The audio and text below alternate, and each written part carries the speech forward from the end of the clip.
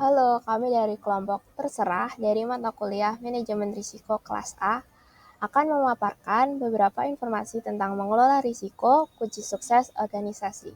Nah, dari anggota kelompok ini sendiri ada Elsa Amelia Lase, Andrea Jetikumoro, Katarina Evangelista Sitorus, Yemima Hasian Adnel Huta Barat, dan juga Agil Panuntun Nugroho. Tahukah Anda bahwa kesuksesan ataupun keberhasilan suatu organisasi seringkali bergantung pada bagaimana kita mengelola risiko? Oleh karena itu, pada kesempatan ini kami akan menjelaskan apa itu manajemen risiko, mengapa manajemen risiko itu penting, dampak dari manajemen risiko, langkah-langkah yang dapat diambil, dan manfaatnya, serta kesimpulan apa yang dapat diambil dari penerapan manajemen risiko. Baik, yang pertama, apa itu manajemen risiko? Manajemen risiko merujuk pada proses mengidentifikasi, mengevaluasi, dan mengurangi risiko yang dihadapi suatu organisasi. Maksudnya ialah proses ini melibatkan identifikasi risiko potensial, penilaian terhadap dampak dan probabilitas terjadinya risiko tersebut, serta pengembangan strategi untuk mengurangi atau mengelola risiko tersebut. Organisasi seperti bank, perusahaan konstruksi, dan organisasi nirlaba merupakan contoh penggunaan konsep ini. Lalu perlu diketahui juga bahwa manajemen risiko tidak terbatas pada sektor-sektor tertentu. Prinsip ini berlaku secara luas, diperlukan dalam ranah perusahaan swasta, instansi pemerintah, maupun organisasi nirlaba, yang menekankan esensinya dalam menjaga keberlangsungan dan kesuksesan operasional. Berikutnya, mengapa manajemen risiko itu penting? Yang pertama, manajemen risiko itu penting untuk menjaga aset tetap seimbang. Yang kedua, untuk optimasi potensial pengeluaran biaya. Yang ketiga, untuk meningkatkan kualitas produk dan layanan. Yang keempat, untuk mengurangi waktu penyelesaian suatu proyek. Dan yang kelima itu untuk mengurangi dampak negatif terhadap masyarakat. Berikutnya adalah dampak terkait manajemen risiko. Yang pertama, manajemen risiko dapat meningkatkan kinerja dan nilai tambah organisasi. Manajemen risiko yang baik dapat meningkatkan kinerja dan nilai tambah organisasi dengan cara mengurangi gangguan atau kegagalan yang dapat menghambat tujuan dari organisasi. Yang kedua, manajemen risiko dapat mengoptimalkan penggunaan sumber daya organisasi. Manajemen risiko membantu dalam mengarahkan sumber daya dan upaya pengelolaan risiko secara efektif sehingga dapat mengoptimalkan sumber daya organisasi. Yang ketiga ada manajemen risiko dapat meningkatkan nilai organisasi.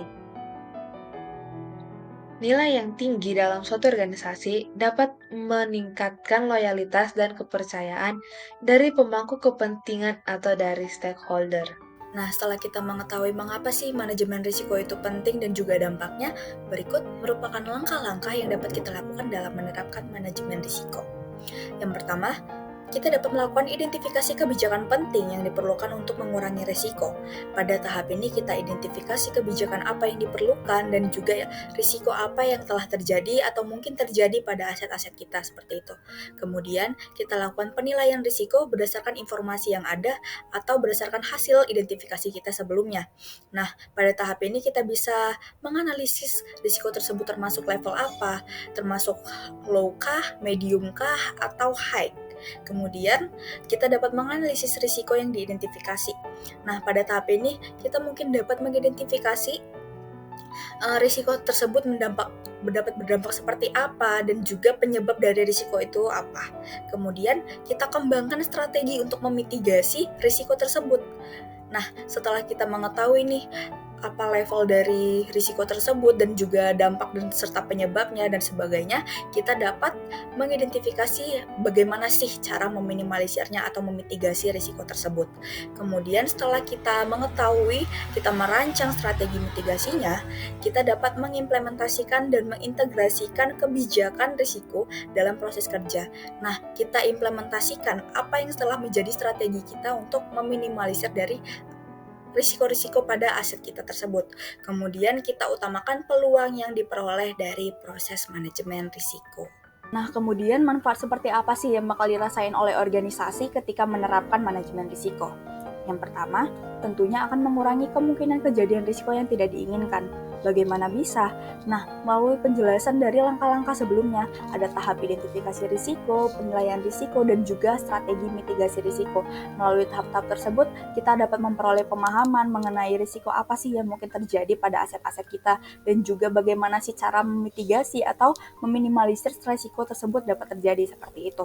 Kemudian, kita dapat mengurangi dampak negatif yang mungkin terjadi. Dampak negatif yang seperti apa? Dampak negatif yang terkait dengan kejadian risiko yang mungkin terjadi. Nah, setelah kita mengidentifikasi risiko dan juga membentuk strategi untuk memitigasinya, tentunya bakal terbentuk suatu SOP atau regulasi sehingga dapat mengurangi dampak negatif yang mungkin terjadi pada aset-aset kita seperti itu. Kemudian selain meminimalisir, kita juga dapat mengoptimalkan pengambilan keputusan. Pengambilan keputusan yang seperti apa? Pengambilan keputusan yang terkait dengan tindakan-tindakan selanjutnya yang bakal kita lakukan pada aset-aset kita seperti itu. Kemudian selain itu, manfaat dari manajemen risiko ini sendiri dapat meningkatkan daya saing kompetitif dari organisasi. Bagaimana bisa? Nah, dengan manajemen risiko, kita dapat mengoptimalkan nih keamanan dari aset-aset kita dan juga efisiensi dan efektivitas secara otomatis pada operasional organisasi kita akan bertambah sehingga kredibilitas kompetitif daya saing dari organisasi kita juga tentunya bakal meningkat seperti itu.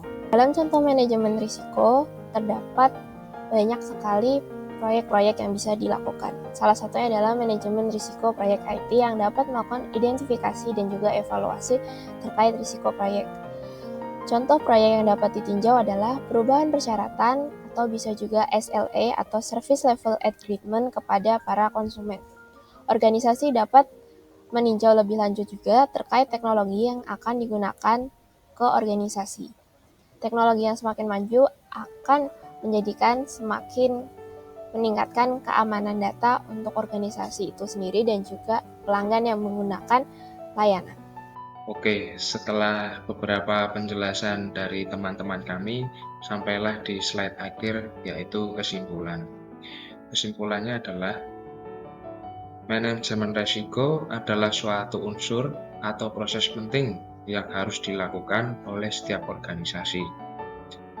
Fungsi dari manajemen sendiri sangat penting, dikarenakan akan membantu organisasi untuk melindungi aset serta meningkatkan daya saing. Dengan menerapkan manajemen risiko, tentunya organisasi dapat meminimalisir dampak negatif, baik yang terjadi dari internal maupun eksternal. Sekian dari kelompok kami. Mohon maaf apabila ada salah kata maupun salah ucap dalam presentasi kali ini. Terima kasih dan sampai jumpa.